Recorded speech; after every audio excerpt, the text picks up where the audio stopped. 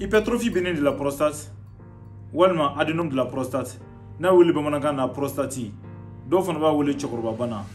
Bana do a bɛ mɔgɔkɔrɔbaw de sɔrɔ kosɛbɛ ka caya, minnu si bɛ san 50 ka yɛlɛ o sanfɛ. Minnu si ye san 60 sɔrɔ, 60 kɛmɛ sara la a bɛ se k'olu sɔrɔ. Minnu si bɛ taa san 85 la, 90 kɛmɛ sara la a bɛ se k'olu fana sɔrɔ. Nka mɔgɔkɔrɔbaw dɔrɔn tɛ, a bɛ se ka denmisɛnninw fana sɔrɔ. Kamelenu kɛrɛnkɛrɛnnenya la. A yira fana k'a fɔ prostate a bɛ muso fana na. Walasa i ka se k'a dɔn prostate yɛrɛ ye mun de ye, bana sugu jumɛn de don, a bɛ sɔrɔ cogo di, taamasiyɛn jumɛnw de b'a la, kɔlɔlɔ jumɛnw de b'a la n'an ma furakɛ joona, ani bɛ se ka mun de kɛ walasa k'i kisi bana in ma. O ta bannen video laban na n bɛna kuma dɔ fɔ ye min bɛ nafa kosɛbɛ. An ka daminɛ. I bisimila an ka chaîne kan. Ne tɔgɔ ye Usumani Yaya Ture. Ne ye dɔgɔtɔrɔ ye ani fana bɛ mɔgɔw dege kɛnɛya sɔrɔ cogo ɲuman na. Yan tɛ kuma foyi ka kɛnɛya kɔ ani ka banaw ɲɛfɔ ye ka kunnafoniya ɲuman d'i ma walasa e bɛ kɛnɛya ɲuman dafalen sɔrɔ wagati bɛɛ lajɛlen na. Komi n y'a f'i ɲɛna video daminɛ na n ko n bɛna kuma hypertrophie bénigne de la prostate kan walima adénome de la prostate n'a wele cɛkɔrɔba bana walima prostate bamanankan na. Walasa i ka se k'a faamuya prostate yɛrɛ ye min ye, ja lajɛ. Komi ɲɛ b'a la ja la cogo min na, prostate filɛ nin ye n'a ye wele cɛkɔrɔba kuru ni dɔw b'a wele cɛkɔrɔba bana, nka nin y'a ye foyi tɛ a tigilamɔgɔ la fɔlɔ. Nin y'a sɔrɔ foyi tɛ adamaden na, prostate normal de ye nin ye. I b'a ye prostate sigilen don vessie dugumala la. Nin de ye vessie ye. Vessie ale ye sugunɛ bɛ mara yɔrɔ min na, sugunɛji de filɛ a kɔnɔ da, sugunɛ bɛ mara yɔrɔ min na o de ye vessie ye. Prostate kɛlen don ka sugunɛ tɛmɛsira n'an b'a wele urètre. Prostate kɛlen k'o lakori. Urètre de filɛ nin ye, sugunɛ bɛ bɔ ale de fɛ fɔ kɛnɛma, komi i yɛrɛ ɲɛ b'a la ja la cogo min na. Prostate ale bɛ rectum ɲɛfɛla la. Nin de ye rectum ye, walasa i k'a ye ka ɲa, nin de ye rectum ye. Banakɔtaga bɛ bɔ ale de fɛ. Prostate b'ale ɲɛfɛla la. N'i y'a ye mɔgɔ min ni foyi tɛ a tigilamɔgɔ la, nka ni fɛn bɛ mɔgɔ la i bɛn'o yɔrɔ ye sisan, n bɛn'o fana expliquer. I bɛna ye k'a fɔ prostate ale bɛna bonya, a tɛ kɛ nin cogoya la. Min ye kɛra mɔgɔkɔrɔba ye ka ban, i b'a ye ka prostate a bɛ se ka taa gramme 20 ka taa gramme 25 la. 2 cm d'épaisseur, 3 cm de hauteur, 4 cm de largeur, a bɛ taa o la. Nka ni si sera san 40 k'a yɛlɛ, prostate bɛ bonyali daminɛ. N'a nana kɛ bana ye waati min na, a bɛ se ka taa fɔ gramme 40 walima ka tɛmɛ hali o yɛrɛ kan. Sɛgɛsɛgɛlikɛlaw caman y'a jira k'a fɔ a bɛ se ka bonya siɲɛ 4 walima ka se fɔ siɲɛ 5 yɛrɛ ɲɔgɔnna ma. I b'a fɔ i ɲɛ bɛ ja la cogo min na. Ja filanan in na i ɲɛ b'a la prostate in bonyara. Ale bɛ se ka bonya ka tɛmɛ ja fɔlɔ in kan siɲɛ 4 walima ka se fɔ siɲɛ 5 ɲɔgɔnna ma. Kɔlɔlɔ caman de b'a la n'ale kɛra. Komi i ɲɛ b'a la sugunɛ kan ka tɛmɛ sira min fɛ n'o ye urètre ye, n'o ye sugunɛ tɛmɛsira ye, o bɛ dɔgɔya. Komi i ɲɛ b'a la cogo min na o bɛ dɔgɔya. Sugunɛ tɛmɛli o bɛ gɛlɛya. An bɛna se o taamasiyɛn wɔɔrɔ ma walasa i k'o faamuya. Sugunɛ bɔli bɛ gɛlɛya kosɛbɛ ka na kɛnɛmala la. Walasa i ka se k'a faamuya k'a fɔ hypertrophie bénigne de la prostate n'o ye adénome ye, a bɛ kɛ cogo min na, ja fɔlɔ ani ja filanan minnu fara ɲɔgɔn kan walasa i k'a faamuya. Komi i ɲɛ b'a la cogo min na, nin ye ja fɔlɔ ye, n bɔra ka min yira. Nin y'a sɔrɔ foyi tɛ adamaden na, nin y'a sɔrɔ foyi ma banabagatɔ sɔrɔ. Ni gramme in komi n y'o fɔ a bɛ taa gramme 20 ka se gramme 25 ma. Nka ni bana nana wagati min na n'o ye adénome de la prostate ye, n'ale kɛra wagati min na a bɛna bonya. I yɛrɛ ɲɛ b'a la prostate bɛ yan nɔ ani min a kelenw tɛ. Donc yan sugunɛ bɛ tɛmɛ nɔgɔya la ka na kɛnɛma ka sɔrɔ a ma kɛ problème ye. Nka yan sugunɛ tɛmɛni o bɛ gɛlɛya. Taamasiyɛn na n bɛna o ɲɛfɔ e ye. Komi i ye ja lajɛ sisan i y'a faamuya k'a fɔ cɛkɔrɔba bana in mun de don.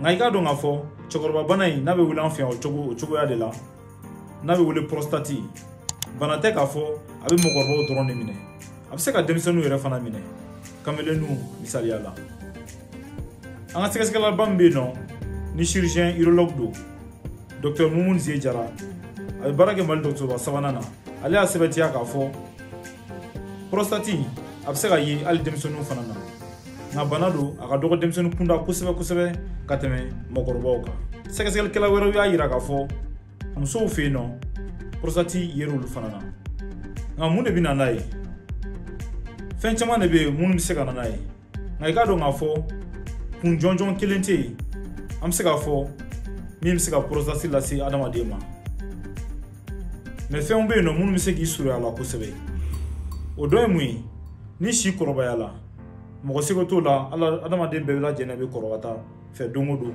fo ka taa se i ka don laban ma wagati min na nka si mana kɔrɔbaya o bɛ se k'i surunya prostate la kosɛbɛ kun wɛrɛ ye mun ye tuguni cɛnimusoya n'an b'a fɔ kafoɲɔgɔnya o kɛlibaliya mɔgɔ minnu bɛ san caman kɛ san janw tugu ɲɔgɔn na k'a sɔrɔ u ma kafoɲɔgɔnya kɛ prostate kɛ ka di k'olu sɔrɔ kosɛbɛ ka tɛmɛ mɔgɔ minnu bɛ kafoɲɔgɔnya kɛ farikolo ɲɛnajɛ o kɛlibaliya o bɛ se ka prostate fana surunya adamaden na kosɛbɛ ka tɛmɛ mɔgɔ min bɛ farikolo ɲɛnajɛ kɛ fura dɔw bɛ yen fana olu fana bɛ se ka kɛ sababu ye k'a kɛ i b'a fɔ antihistaminiques walima décongestionnants olu ye furaw ye minnu bɛ ta kosɛbɛ ni mura bɛ mɔgɔw la a furaw bɛ san cogo sugu bɛɛ la a dɔw la a bɛ feere yɛrɛ ka sɔrɔ hali ordonnance yɛrɛ tɛ nka walasa i k'a dɔn hypertrophies prostate e bɛ se ka taamasiyɛnw dɔn i yɛrɛ la cogo di n'o ye cɛkɔrɔba bana ye e bɛ se ka taamasiyɛnw dɔn cogo di taamasiyɛn camanw de b'a la a taamasiyɛn dɔ ye mun ye fɔlɔ n'a bɛ mɔgɔ min na i b'a sɔrɔ kuma bɛɛ sugunɛkɛ nege b'a tigi minɛ a tigi ka sugunɛkɛ misɛnnin o bɛ caya wagati bɛɛ lajɛlen na a bɛ taa sugunɛ kɛ n'a taara sugunɛ kɛ sisan dɔrɔn wagati damadɔ dɔrɔn sugunɛkɛ nege b'a minɛ a bɛ taa sugunɛ wɛrɛ kɛ tuguni n'a taara sugunɛ kɛ fana na i b'a sɔrɔ sugunɛ min bɛ bɔ a man ca sugunɛ fitinin dɔrɔn de bɛ bɔ sugunɛ kɛ o bɛ gɛlɛya a tigi ma kosɛbɛ n'a taara k'a bɛ sugunɛ kɛ sugunɛ bɔtɔ o bɛ gɛlɛya sugunɛ bantɔla fana o bɛ gɛlɛya o t'a bannen a tigi ye o ye a bɛ taa sugunɛ kɛ kuma bɛɛ nka o n'a ta bɛɛ a yɛrɛ bolo sugunɛ b'ale la a bɛ sugunɛ kɛ sisan mɛ a bolo halisa sugunɛ kɛ b'ale la halisa a bɛ se ka na ni dimi ye cɛya la dimi bɛ se ka na cɛya kɔnɔna na dimi bɛ se ka na barakɔrɔla la dimi bɛ se ka na hali banakɔtaga yɛrɛ la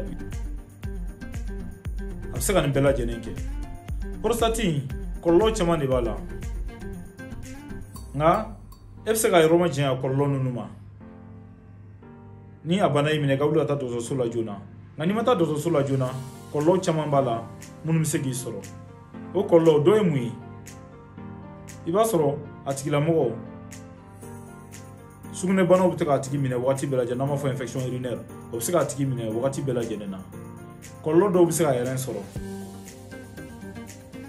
i b'a sɔrɔ a tigilamɔgɔ sugunɛkɛyɔrɔ o b'a jeni wagati bɛɛ lajɛlen na a b'a furakɛ sisan hali a tɛmɛ tile damadɔ kɔfɛ a bɛ tila k'a jeni daminɛ tuguni a bɛ nɔgɔya a bɛ tila ka wuli tuguni a bɛ kɛ kuma caman a bɛ se ka na ni kɔlɔlɔ wɛrɛw ye komi y'a yira la ja la cogo min na n ko ni prostate n'ale fununa n'ale bonyara sugunɛ bɛ tɛmɛ yɔrɔ min fɛ komi worobinɛ n'i ye raccord don worobinɛ la n'i bɛ ka ji bɔ a fɛ n'i tɛgɛ dig'a kan k'a bisi ji bɔli bɛ gɛlɛya cogo min na prostate in fana bɛ sugunɛ tɛmɛ sira n'o ye urètre ye k'ale fana bisi o cogoya de la o la sugunɛ tɛmɛni o bɛ gɛlɛya kosɛbɛ komi n y'a fɔ a ye taamasiyɛn na cogo min na nka kɔlɔlɔ bɛna kɛ yɔrɔ jumɛn ni sugunɛ tɛmɛni n'o gɛlɛyara o bɛ se ka kɛ sababu ye hali ka sugunɛ tɛmɛ sira in k'o geren a tigilamɔgɔ wagati a bɛ dɛsɛ a yɛrɛ kɔrɔ f'a bɛ cɛ ka taa dɔgɔtɔrɔso la n'a tigi taara dɔgɔtɔrɔso la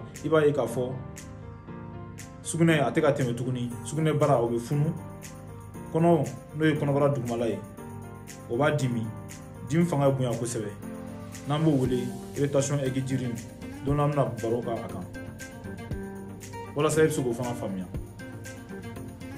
ninnu bɛɛ y'a kɔlɔlɔw ye minnu bɛ se ka banabaatɔ sɔrɔ n'o sugu kɛra ni kɔn ma kɛ a ma joona a bɛ se ka kɛ sababu ye hali ka banabaatɔ yɛrɛ ka bɔnɛ a nin na.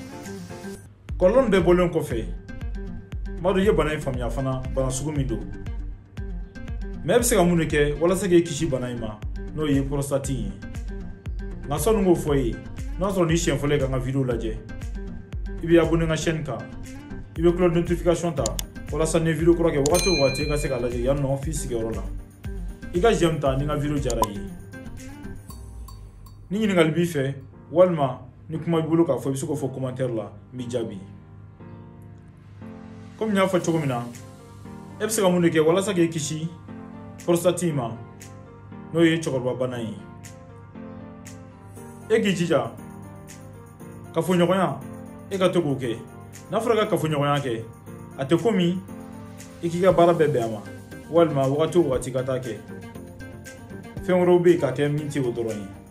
Nka i k'i jija cogo bɛɛ lajɛlen na kunɲɔgɔn kɔnɔ siɲɛ 1 ka taa siɲɛ 2 walima ka se siɲɛ 3 yɛrɛ ma e ka se k'o sɔrɔ kunɲɔgɔn kɔnɔ. Sɛgɛsɛgɛlikɛlaw caman yira k'a fɔ mɔgɔ minnu b'o cogoya la a ka gɛlɛn kosɛbɛ cɛkɔrɔba bana in ko olu minɛ n'o ye prostate ye. I k'i jija cogo bɛɛ lajɛlen fana na i kana sugunɛ mara. Ni sugunɛkɛ y'i minɛ dɔrɔn i ka wuli ka taa sugunɛ kɛ, kana sugunɛ mara. Sugunɛ marali wagati bɛɛ lajɛlen na o bɛ se ka kɛ sababu ye ka cɛkɔrɔba bana in k'e n'a surunya ɲɔgɔn na kosɛbɛ.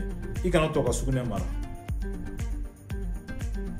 Fitiri wagati mana se n'o ye 19h wagati ye e k'i kɔlɔsi jimafɛnw minni b'a la walasa sufɛ wiliwililiba o bɛ se ka nɔgɔya cogo min na o bɛ se ka sababu ye k'i mabɔ prostate bana in na. Minfɛn dɔw bɛ yen walima dumunifɛn dɔw bɛ yen e k'i kɔlɔsi olu la. Minfɛn dɔ ye mun ye i k'i kɔlɔsi gulɔ la. Kafe walima boisson ni caféine b'u la i k'i kɔlɔsi olu la. Thé walima woro n'an b'a wele kola olu dunni kuma bɛɛ i k'i kɔlɔsi o la. Chocolat fana i k'i o dunniba i k'i kɔlɔsi o fana na. Olu bɛɛ ye fɛn ye minnu bɛ se ka i surunya prostate in na kosɛbɛ. Minnu b'olu dun k'a dama tɛmɛ walima k'u min k'a dama tɛmɛ. Fura dɔw fana bɛ yen komi n y'a fɔ fɔlɔ la cogo min na n'o ye décongestion ninnu ye olu bɛ taa mura wagati mɔgɔ caman b'u san ka sɔrɔ hali ordonnance tɛ u b'u san cogoya bɛɛ lajɛlen na u b'u ta olu a bɛ se ka sugunɛ sɔrɔli k'o gɛlɛya kosɛbɛ. Ni prostate n'o ye cɛkɔrɔba bana ye ni o b'e la walima n'o daminɛtɔla don n'e tora k'o décongestion ninnu ta o bɛ se ka kɛ sababu ye min bɛ se ka e ka prostate k'a tɔ lateliya kosɛbɛ walasa a bɛ fanga sɔrɔ joona. I k'i jija ka farikolo ɲɛnajɛ kɛ. Farikolo ɲɛnajɛ kɛli nafa caman de b'a la. Nka n'i bɛ farikolo ɲɛnajɛ kɛ i bɛ farikolo ɲɛnajɛw fana ye minnu bɛ se ka nafa ɲa i farisogo ye i b'a fɔ le tonus musculaire i bɛ se k'olu kɛ. Mais farikolo ɲɛnajɛ dɔw bɛ yen i b'i kɔlɔsi olu la olu man ɲi. Olu bɛ se ka na ni kɔlɔlɔ caman ye min bɛ se k'i sɔrɔ prostate la. I b'a fɔ nɛgɛsoboli ninnu walima tennis walima volleyball ani cogoya caman wɛrɛ fana bɛ yen nɔ.